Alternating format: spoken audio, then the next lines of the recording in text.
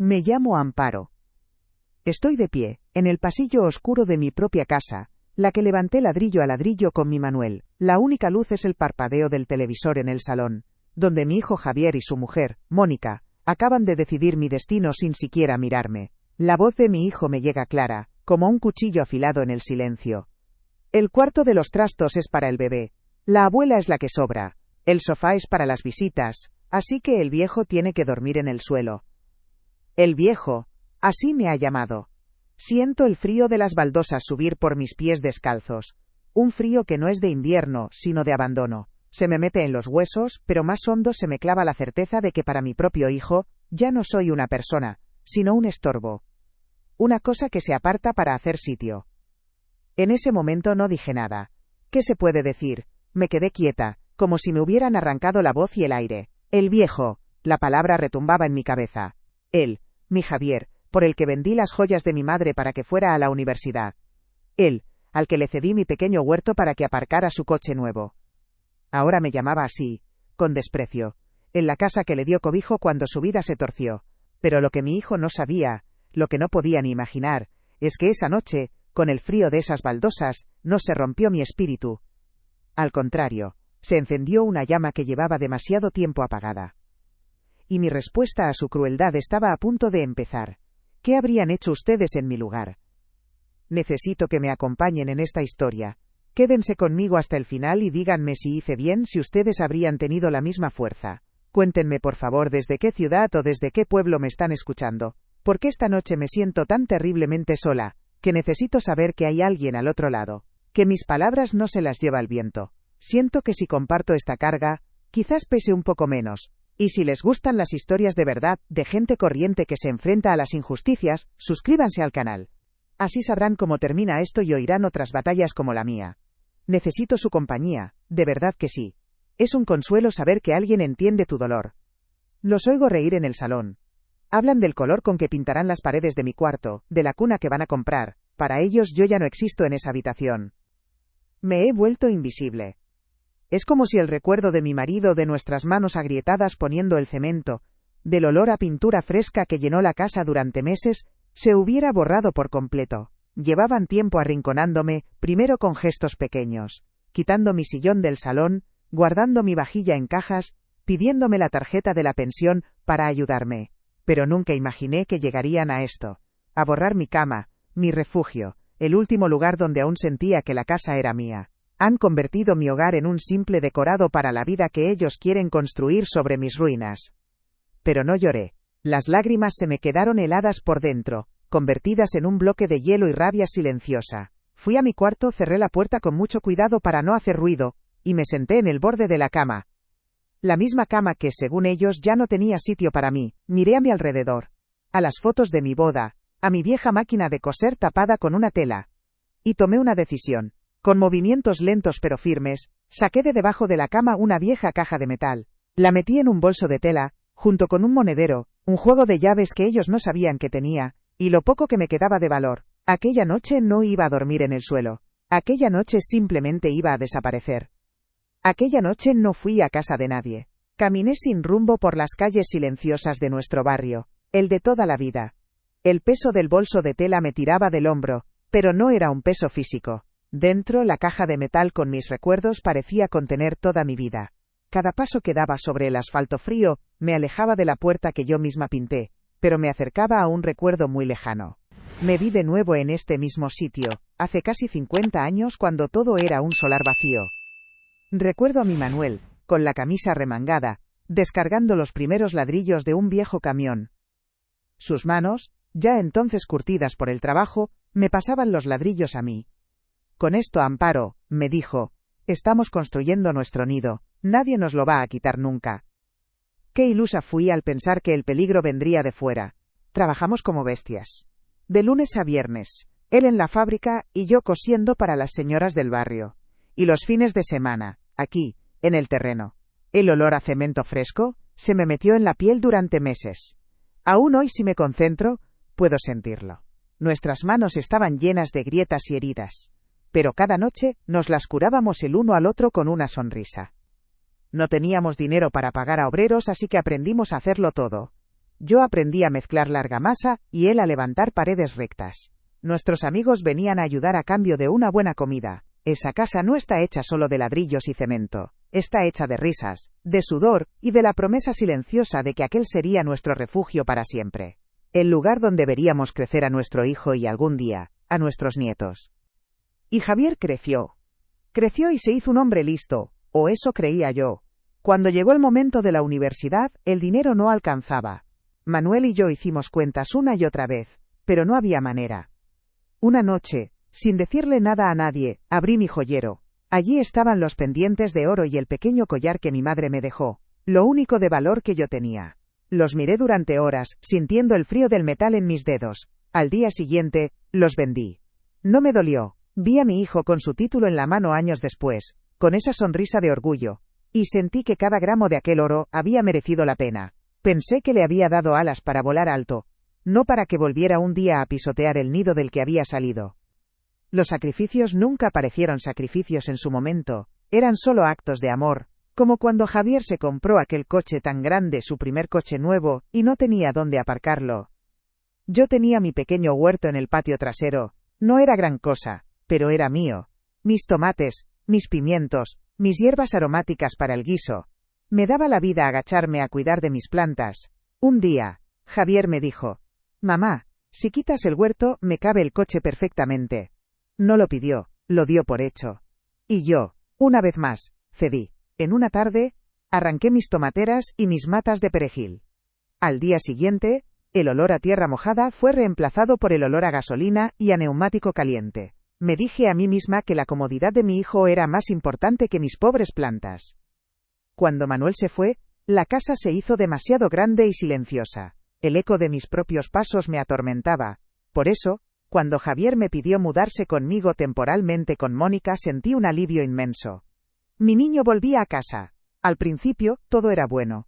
Volvía a cocinar para 3, a poner la mesa con mi vajilla buena, esa que solo sacaba en las ocasiones especiales. Para mí, cada día con ellos era una ocasión especial.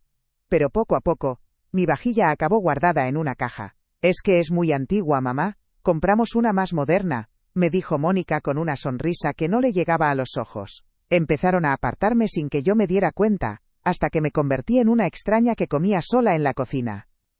El golpe final, antes de la humillación del suelo, fue el dinero. Mi pensión de viudedad. No es mucho, pero es mía, ganada con los años cotizados de mi Manuel. Un día, Javier se sentó a mi lado, con un montón de facturas en la mano, y cara de preocupación. «Mamá, estás mayor para estos líos. Dame tu tarjeta y yo me encargo de todo. Así vives tranquila». Confié en él. ¿Cómo no iba a confiar en mi propio hijo? Le di mi tarjeta y mi número secreto. Semanas después, mientras buscaba un recibo, vi el extracto del banco que él había dejado olvidado sobre la mesa. Vi cargos de restaurantes caros, de tiendas de ropa, mientras a mí me decían que había que apretarse el cinturón. Sentí una punzada de frío, la misma que sentiría después en el pasillo. Ahora sentada en el sofá de mi amiga Adela, con la primera luz del amanecer entrando por la ventana, abro la vieja caja de metal. El olor a papel antiguo y a metal me transporta. Dentro no solo está el documento que puede cambiarlo todo, la escritura de la casa, puesta a mi único nombre por un Manuel que siempre fue más previsor que yo. Junto a ella, hay un sobre con fotografías. Las saco con manos temblorosas. Somos Manuel y yo, jóvenes, sonrientes, con las caras manchadas de cemento, poniendo el primer ladrillo. Y en ese instante lo entiendo. No estoy luchando por unas paredes, estoy luchando por esa sonrisa, por esas manos agrietadas, por la promesa que le hice a mi marido. Esta escritura no es un papel, es mi vida entera, y nadie, ni siquiera mi propio hijo, tiene derecho a arrebatármela. Recuerdo las últimas palabras de Manuel, aquí mismo, en nuestra habitación. Su mano, ya tan frágil, buscó la mía sobre la colcha. Sus ojos, aunque nublados por la enfermedad, todavía tenían esa luz clara con la que siempre me miraba. «Amparo, prométeme una cosa», me susurró, y le costaba un mundo respirar. «Prométeme que nunca dejarás esta casa. Es tuya. Es nuestro sudor, nuestra vida. Que nadie te la quite». Se lo prometí con un nudo en la garganta, besando sus dedos fríos. Le juré que protegería nuestro nido, el lugar donde habíamos sido tan felices, donde habíamos visto crecer a nuestro único hijo. Esa promesa era sagrada para mí. Era un ancla en el mar de mi viudez. Y ahora, Cada día sentía que estaba traicionando esa promesa, que el nido se estaba convirtiendo en una jaula que otros manejaban. La traición no llegó de golpe, como una tormenta de verano. Fue una llovizna fina y constante, de esas que te calan hasta los huesos sin que te des cuenta. Empezó con silencios. Cuando yo entraba en el salón, sus conversaciones se apagaban. Mi sillón, el que Manuel me compró para que mis riñones descansaran mientras cosía, empezó a ser el lugar para dejar los abrigos, el bolso de Mónica, el portátil de Javier. Nunca me dijeron no te sientes, pero el mensaje era claro, ese ya no era mi sitio. Luego fueron las llaves. Siempre dejaba mi juego en un platito de cerámica en la entrada. Un día, el platito desapareció. Lo guardé mamá, que daba un aspecto muy desordenado. Me dijo Mónica sin mirarme. Tuve que pedirles permiso para salir de mi propia casa. Poco a poco, Mónica fue conquistando la cocina, mi santuario.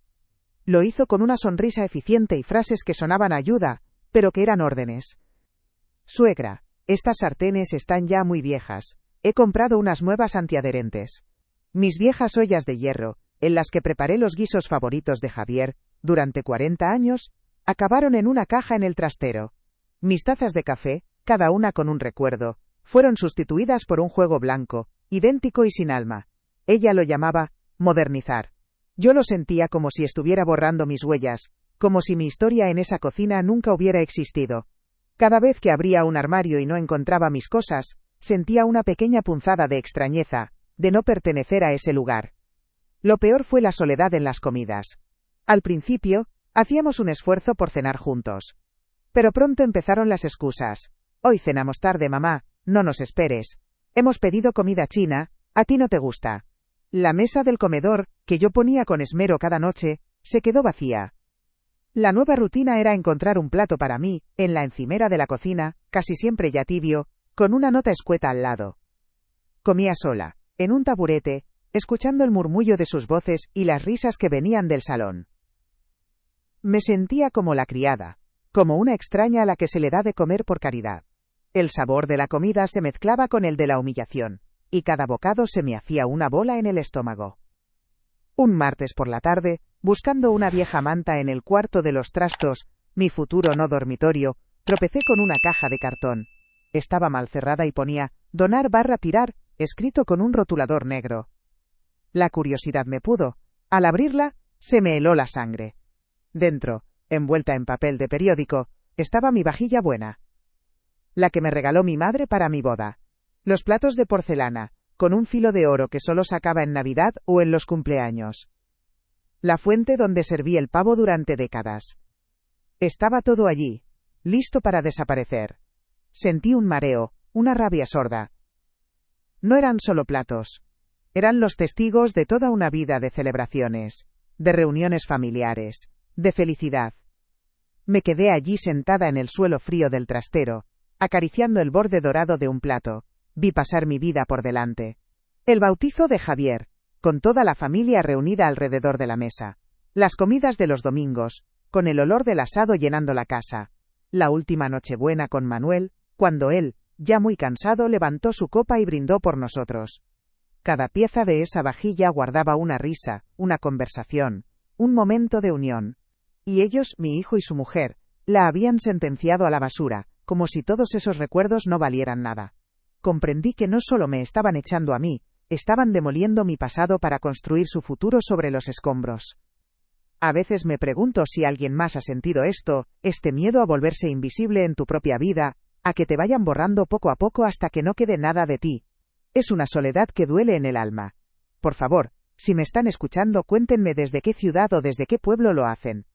Necesito saber que mis palabras llegan a alguna parte, que no estoy sola gritando en el silencio. Saber que hay alguien al otro lado, aunque sea muy lejos, me da un poco de aliento, un poco de fuerza para seguir contando esta historia. Es un consuelo de verdad, sentir que alguien te entiende, que no estás loca por sentirte así. Con el plato frío todavía en mis manos, tomé una decisión. No iba a montar una escena, no iba a gritar, ya no servía de nada. Saqué mi móvil del bolsillo del delantal, ese que apenas usaba, y busqué el número de Javier. Necesitaba oírlo de su boca. Necesitaba una última prueba, aunque me destrozara. Marqué, y al segundo tono contestó, con voz impaciente. ¿Qué pasa, mamá? Estoy ocupado. Le pregunté por la vajilla, con la voz temblorosa, intentando que no se notara mi angustia. Su respuesta fue un cuchillo. Mamá, por favor no molestes con tonterías, estamos con cosas importantes. Y antes de que pudiera decir nada más, colgó. El pitido final del teléfono fue el sonido más solitario que he oído en mi vida. Aquella llamada fue la última gota. El pitido del teléfono colgado me taladró los oídos, pero ya no sentía dolor, solo un frío extraño, una calma terrible. No pasaron ni 5 minutos cuando la puerta de mi cuarto se abrió de golpe. Era Javier con la cara roja de ira, y Mónica detrás, con esa expresión de falsa preocupación que ya conocía tan bien.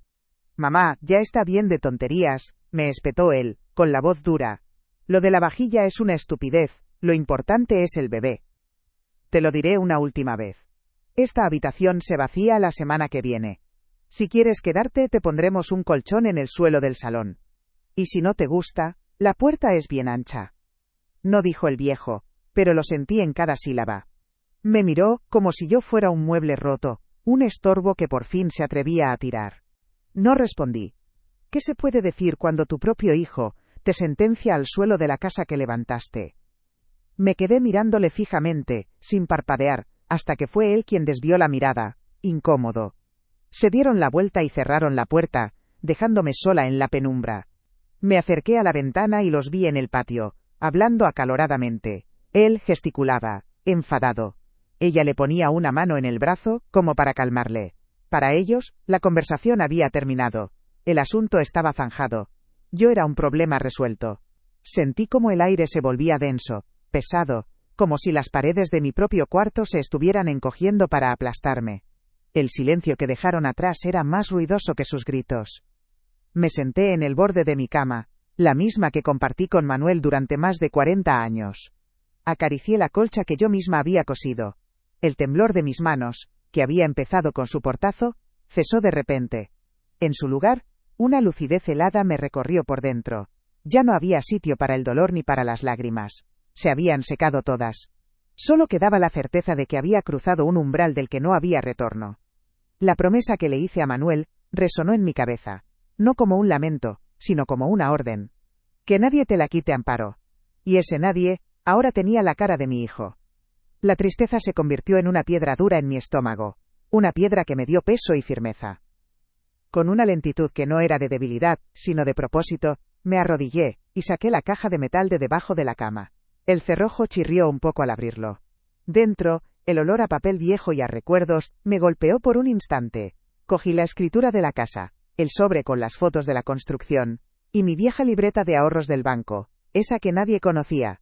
Metí los documentos en el fondo de mi bolso de tela, el más resistente que tenía. Añadí mi monedero, el DNI y el juego de llaves de la casa que siempre guardaba en mi mesilla de noche. No cogí ropa. No cogí fotos de las paredes.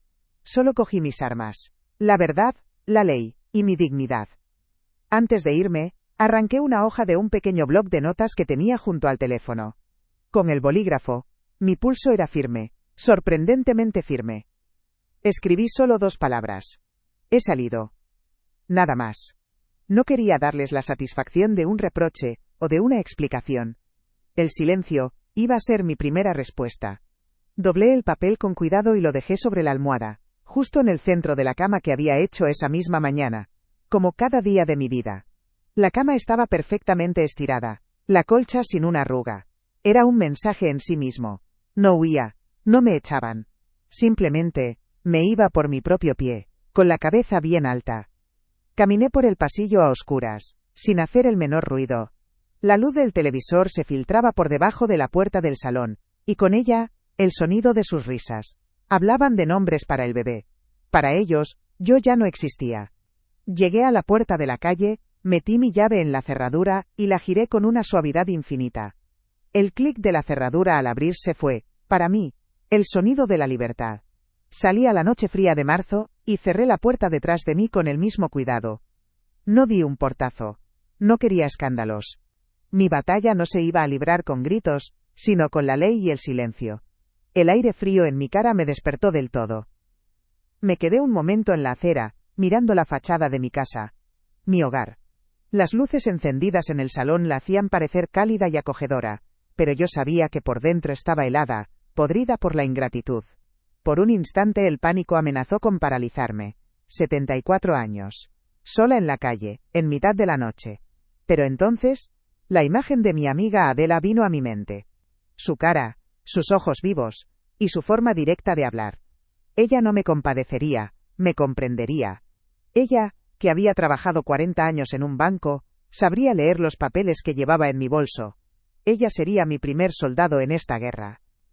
Apreté el bolso contra mi pecho y empecé a caminar, no hacia un lugar incierto, sino hacia la casa de Adela, a solo 3 calles de allí.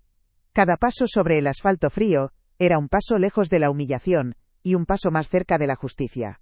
Ya no era la viejecita invisible a la que se le deja la cena en la encimera. Era Amparo Vázquez, la dueña de la casa del número 14, la mujer que la construyó ladrillo a ladrillo. Y esa noche no iba a ser para llorar mi suerte. Esa noche era para trazar un plan, porque mañana, en cuanto abriera el banco y la oficina correcta, mi hijo y su mujer iban a recibir la primera noticia de que la anciana a la que querían tirar al suelo todavía sabía cómo mantenerse en pie. Llegué a casa de Adela temblando como una hoja, con el frío de la noche metido en los huesos y el frío del alma congelándome por dentro. Ella me abrió la puerta en batín, con los rulos todavía puestos y no me preguntó nada. Solo me vio la cara, me cogió del brazo con una fuerza que no aparentaba y me metió para dentro. Me sentó en el sofá de su salita, el de las flores bordadas, y me tapó con una manta de lana sin decir una palabra. Solo después de arroparme, se sentó enfrente y me miró con esos ojos suyos, tan listos, tan vivos, y me dijo: «Ahora sí, Amparo. Suéltalo todo. Tienes toda la noche». Y fue como si abriera una compuerta. El llanto que no había soltado en meses, en años, me brotó de golpe, un llanto amargo, feo, de esos que te rompen el pecho. Allí, en el calor de su salita, con el olor a manzanilla que empezó a preparar, se lo conté todo. Las palabras me salían atropelladas, tropezando con los sollozos. L-H-A-B-L-E, con acento agudo de mi vajilla en la caja de la basura. De las comidas a solas en la cocina, de la tarjeta de la pensión que ya no era mía. Y al final, con un hilo de voz que era pura vergüenza, le conté lo del suelo. La frase de Javier, que el viejo duerma en el suelo. Adela no me dijo pobrecita, ni me dio palmaditas en la espalda. Su cara se fue endureciendo, su mandíbula se tensó, y vi en sus ojos una rabia fría, una indignación que era mía, pero que ella sentía como propia. Ese sinvergüenza, musitó, más para sí misma que para mí. Ese malnacido no sabe con quién se ha metido. Su rabia me dio más consuelo que cualquier palabra de pena. Cuando por fin me quedé sin lágrimas, con la garganta seca, me incorporé un poco. Puse el bolso de tela sobre la mesita de centro, al lado de la taza de manzanilla humeante. Mis manos ya no temblaban. Con un movimiento lento, casi ceremonial, saqué la vieja caja de metal y la abrí. El chirrido del metal fue el único sonido en la habitación. Adela se inclinó hacia adelante, con la curiosidad pintada en la cara.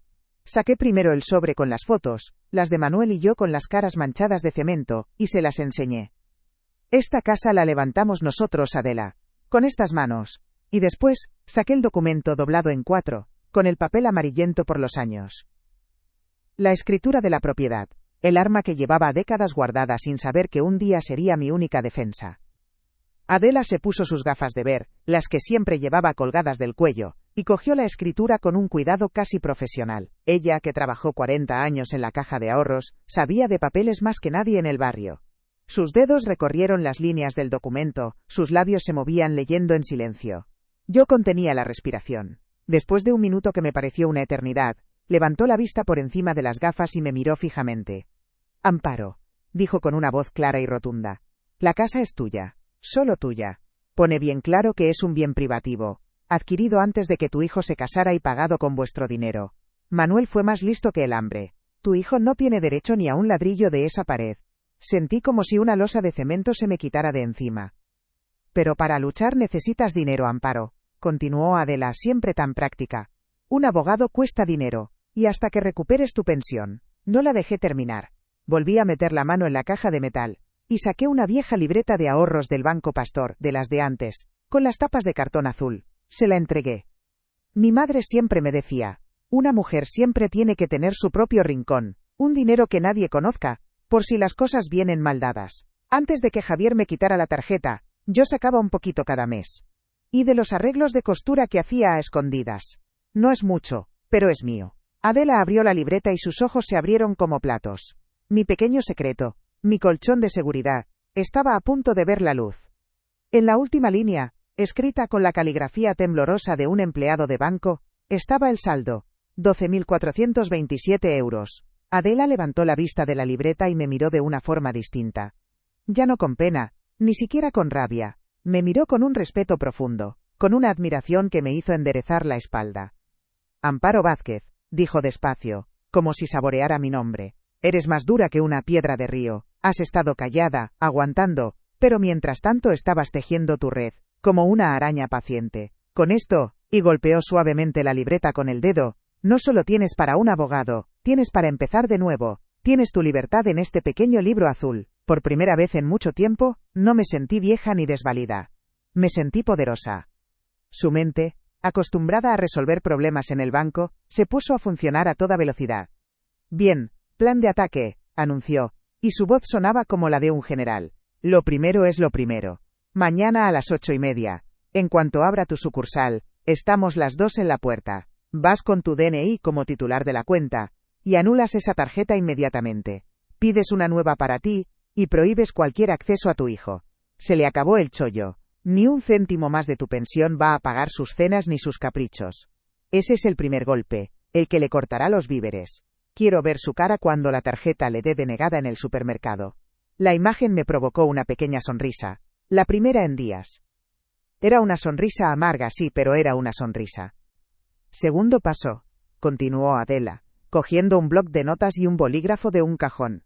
Necesitas a alguien que sepa de leyes, alguien que no se ande con tonterías. La sobrina de Manuela, la de la mercería, es abogada. Se llama Sofía Rivas. Dicen que es joven, pero que tiene más agallas que un regimiento. Está especializada en derecho de familia, y en proteger a la gente mayor de buitres como tu hijo. No le gustan los abusones. Es justo lo que necesitas. Alguien que hable por ti con la ley en la mano, sin gritos pero con una firmeza que no puedan ignorar. Te conseguiré su número ahora mismo. Apuntó el nombre en el papel con letras grandes y mayúsculas. Sofía Rivas, el nombre de mi esperanza. De repente, el cansancio desapareció. El miedo se había transformado en una energía fría y clara. Miré mis manos, posadas sobre la manta. Ya no eran las manos temblorosas de una anciana asustada, sino las manos que habían mezclado cemento, que habían cosido miles de puntadas, que habían criado a un hijo. Las manos que ahora iban a firmar los papeles que me devolverían mi vida. La promesa que le hice a Manuel en su lecho de muerte ya no era una carga dolorosa, sino una misión. No dejes que te la quiten, Amparo. Y no iba a hacerlo. Iba a luchar por cada ladrillo, por cada recuerdo, por cada centímetro de mi dignidad. No por venganza, sino por justicia, por el respeto a la memoria de mi marido y, sobre todo, por el respeto a mí misma. Adela me miró, vio el cambio en mis ojos y sonrió con complicidad. Cogió el teléfono fijo de la salita. ¿Mañana? No, qué mañana ni qué mañana. La guerra empieza esta noche. Marcó un número de memoria. Manuela, soy Adela. Despierta, que esto es importante. Sí, necesito el teléfono de tu sobrina, la abogada. Se giró hacia mí mientras escuchaba al otro lado, tapando el auricular. Mañana a primera hora, llamas a esta mujer. Después, al banco. Y te juro, Amparo, que para la hora de la comida, cuando tu hijo intente usar tu tarjeta para sus tonterías, se va a llevar la primera lección de su vida. Vamos a ver quién es el que se queda en la calle. Por primera vez, el futuro no era un abismo oscuro, sino un camino que empezaba a iluminarse. Aquella mañana, la primera en casa de Adela, el sol que entraba por la ventana, no me pareció triste, sino una llamada a la acción. No había dormido, pero no por miedo ni por pena. Había sido una noche de vigilia, de repasar cada humillación, cada gesto de desprecio, y convertirlos en combustible. Adela ya estaba en pie, con el café hecho y una expresión de generala antes de la batalla. Vamos, Amparo, que el día no espera, me dijo, y en su voz no había compasión sino urgencia. Al salir a la calle el aire fresco de la mañana me pareció distinto. No era el aire de una anciana que da un paseo. Era el aire que respira una mujer con una misión. Por primera vez en años, no caminaba encorvada por el peso de la costumbre, sino erguida, con un propósito claro y un destino al que llegar: el banco. Llegamos a la sucursal, y mi primer impulso fue dar media vuelta. La cola salía hasta la calle. Era día de cobro de las pensiones, y el pequeño local estaba abarrotado de gente mayor, de caras conocidas con las que otras veces habría charlado del tiempo o de los nietos. Hoy, sin embargo, cada persona delante de mí era un obstáculo, un minuto perdido. Sentí una punzada de la vieja ansiedad, ese nudo en el estómago que me decía que todo iba a salir mal, que no sería capaz. Adela debió notarlo, porque me apretó el brazo con disimulo. Paciencia, Amparo, hemos esperado años, podemos esperar 20 minutos más, lo bueno se hace esperar. Sus palabras, tan sencillas, fueron el ancla que necesitaba para no dejarme llevar por la corriente del pánico. Cuando por fin nos tocó, me acerqué a la ventanilla con el corazón latiéndome en la garganta. Detrás del cristal había un muchacho muy joven, con el pelo engominado y cara de tener prisa. Le expliqué lo que quería con la voz más firme que pude reunir. Anular la tarjeta de mi hijo y solicitar una nueva solo para mí. Le entregué mi documento nacional de identidad, mis manos temblando ligeramente al deslizarlo por la ranura. El chico lo cogió sin apenas mirarme. Tecleó en su ordenador con una rapidez que me mareó y frunció el ceño. Yo solo podía pensar en la cara de Javier cuando intentara pagar el siguiente capricho con mi dinero. La espera, aunque corta, se me hizo eterna, un silencio lleno del ruido de mis propios miedos. Entonces llegó el primer revés. Lo siento, señora Vázquez, dijo el empleado, con un tono mecánico sin empatía. Para anular una tarjeta de un autorizado sin que él esté presente, el sistema me exige que rellene este formulario de 3 páginas. Una vez firmado, tarda unas 24 horas en hacerse efectivo. Se me cayó el alma a los pies. 24 horas. En ese tiempo, Javier podía dejar mi cuenta temblando. Vi mi plan desmoronarse, por una norma estúpida. Por un papel. Sentí cómo la impotencia volvía a treparme por la espalda. Cómo la viejecita asustada que creía haber dejado atrás volvía a asomar la cabeza. Miré a Adela, desesperada, segura de que todo había terminado antes de empezar. Pero Adela no era de las que se rinden. Se inclinó hacia la ventanilla, con esa autoridad natural de quien ha estado 40 años al otro lado del mostrador. Disculpa, joven, dijo, con una voz tranquila pero cortante como el cristal. Conozco perfectamente el reglamento del banco. Si la titular, aquí presente, manifiesta una sospecha fundada de uso indebido o fraudulento, la anulación por motivos de seguridad es inmediata. Se llama protocolo de protección al cliente. Y mi amiga sospecha que se está haciendo un uso que ella no autoriza.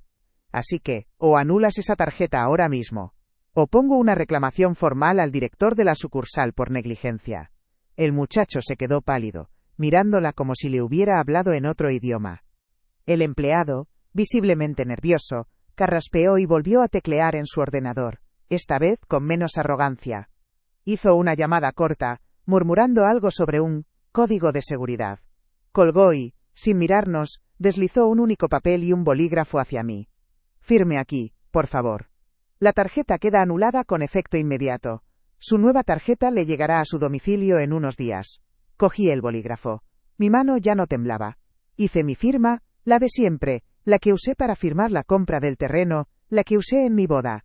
Pero aquel garabato sobre el papel del banco fue la firma más importante de mi vida. Fue el sonido de una cadena rompiéndose.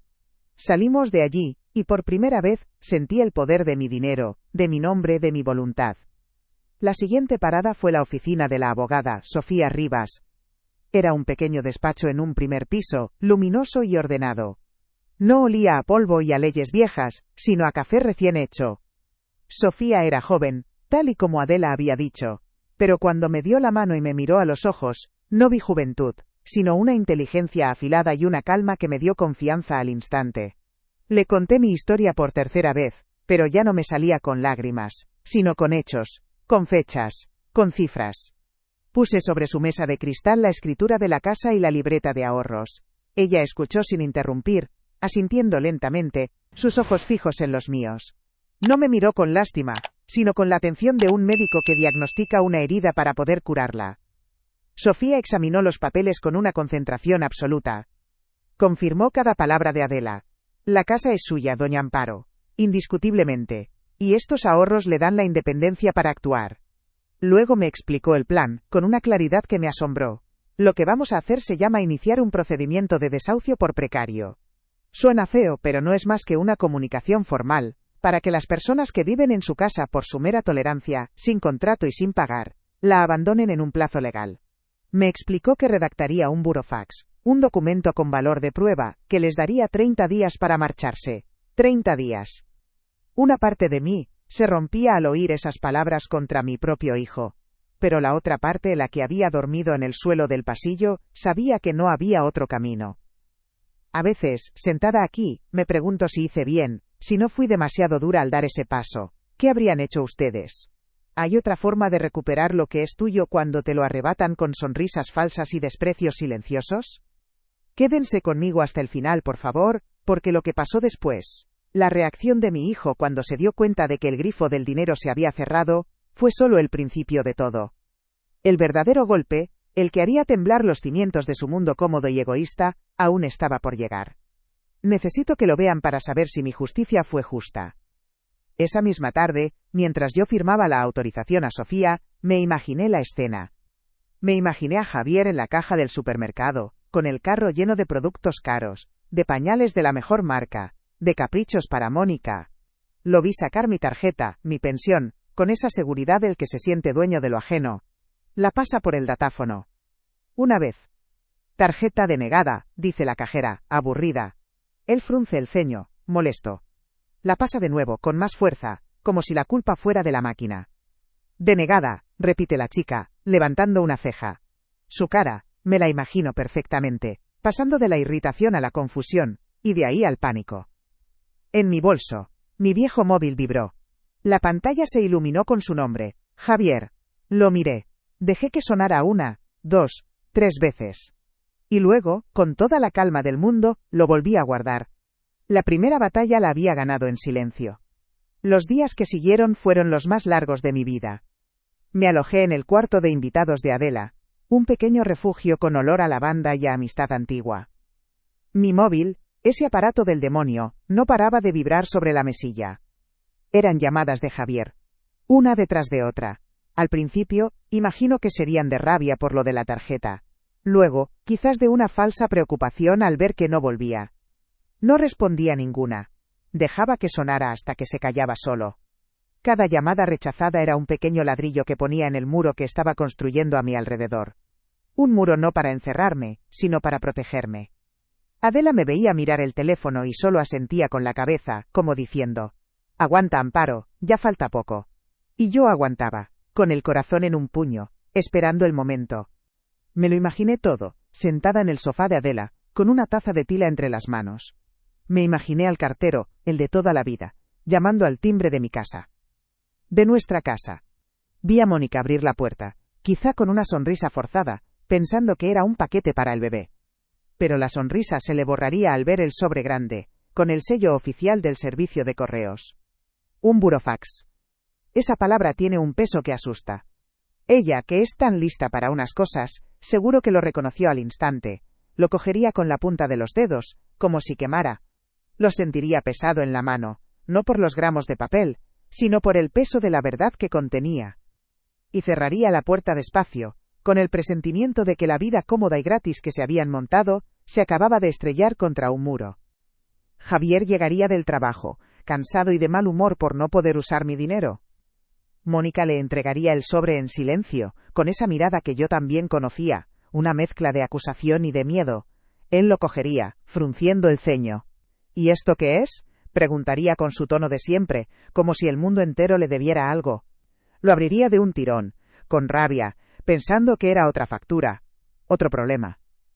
Pero al sacar el folio, vería el encabezado del despacho de abogados, el nombre de Sofía Rivas. Y debajo, mi nombre, Amparo Vázquez.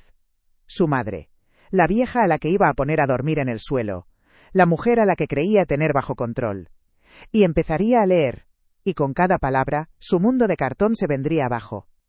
Las palabras que Sofía había escrito con tanta precisión y frialdad legal, serían como martillazos en su conciencia.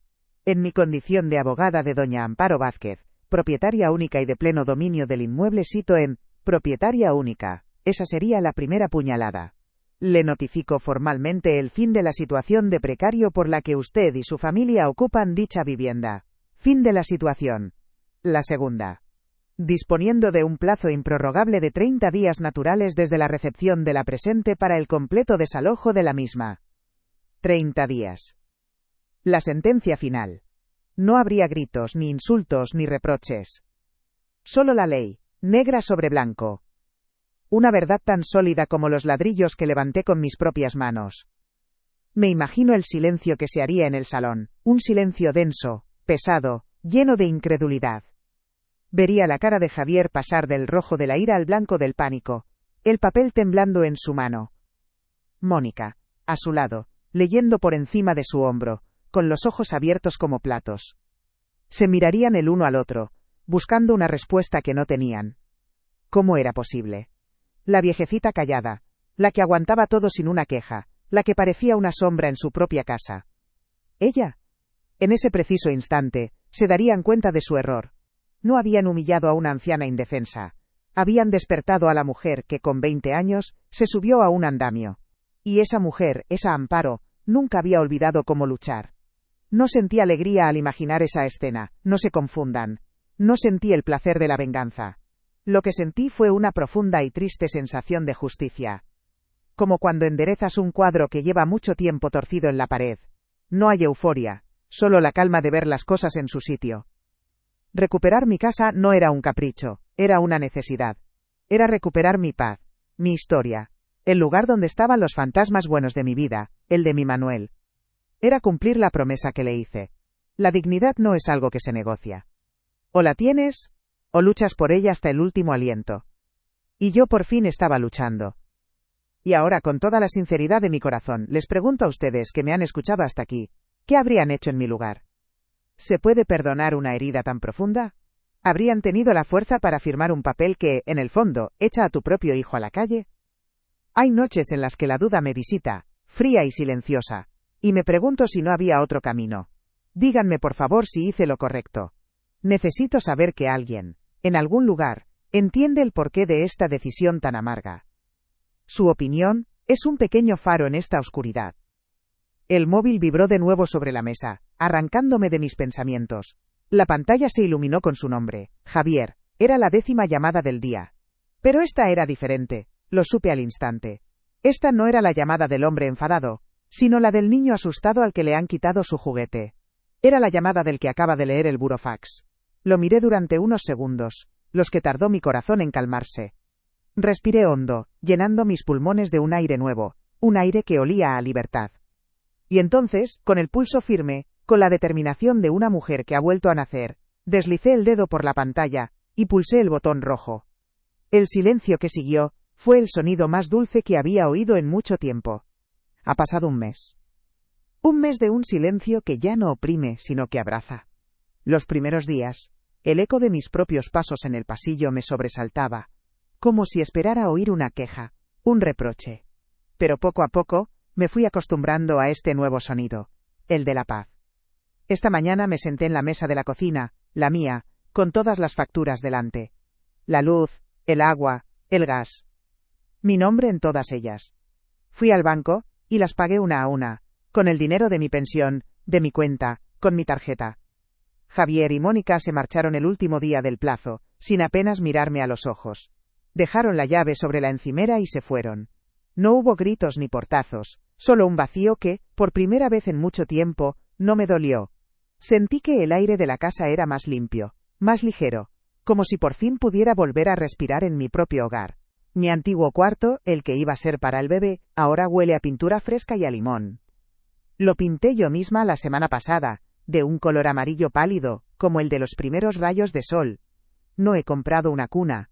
He puesto una cama pequeña, con una colcha de estrellas que cosí hace años, y una estantería baja llena de los cuentos que a Leo le gustan. Es su cuarto para cuando venga a verme, para que tenga su propio refugio aquí. Mi vieja máquina de coser ha vuelto a su sitio de honor en la salita, junto a la ventana, y ya no hay cajas que le estorben. Y sobre la cómoda del recibidor, he vuelto a colocar la fotografía de mi boda, la de Manuel y yo, con las caras manchadas de cemento, y una sonrisa que ocupaba toda la cara. Cada día, al pasar, la miro y siento que he cumplido mi promesa. Javier ha llamado un par de veces, su voz suena distinta, como apagada. Ya no exige, pregunta. No ha pedido perdón, no directamente, pero en su tono, hay algo que se parece a la vergüenza. No hablamos mucho. Le digo que estoy bien, que no me falta de nada. He aprendido a poner distancia. una frontera invisible pero firme que me protege. A mi nieto, a Leo, lo veo los miércoles. Mónica me lo trae al parque que hay al final de la calle. Ella no se acerca, me lo deja con su mochila y se va. El otro día, mientras le empujaba en el columpio, me dio un abrazo muy fuerte y me dijo al oído: «Abuela, qué bien que ya no te has ido». Y en ese momento supe que todo el dolor, toda la lucha, había merecido la pena. No por la casa, sino por poder seguir empujándole en ese columpio. Ahora mismo, la casa entera huele a bizcocho recién hecho. He puesto la mesa del comedor con mi vajilla buena, la de los filos de oro, y 2 tazas. Adela está a punto de llegar para tomar el café. Ya no espero a las ocasiones especiales para usar las cosas bonitas, he decidido que cada día que me levanto en paz es una ocasión especial. Ha sido un camino muy largo y muy duro, y contarlo aquí con ustedes me ha ayudado a sanar. Si mi historia os ha conmovido o os ha hecho sentiros menos solos, suscribíos al canal. Hay muchas vidas como la mía que merecen ser escuchadas. Y aquí mismo os dejo el relato de otra mujer valiente, que encontró su justicia de una forma que nadie esperaba. He cerrado la puerta, pero esta vez, la he cerrado desde dentro.